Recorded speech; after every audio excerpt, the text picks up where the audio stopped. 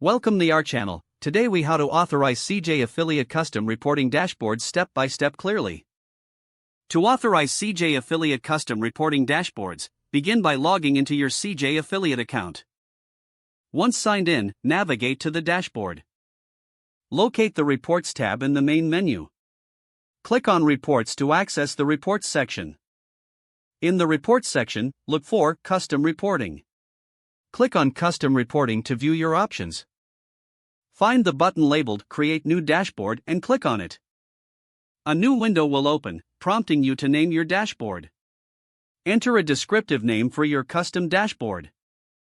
Next, select the data sources you wish to include. This may involve checking boxes next to relevant reporting metrics. Once you've selected your data sources, proceed to set your filters. This step allows you to narrow down the data for more precise reporting.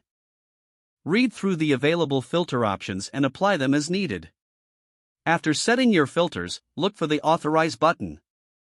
Click Authorize to grant access to the selected data. A confirmation message should appear on your screen. Review your dashboard settings for accuracy. If everything looks correct, finalize your dashboard by clicking the Save button. Your custom reporting dashboard is now authorized and ready for use. You can always return to make adjustments or add additional data sources in the future.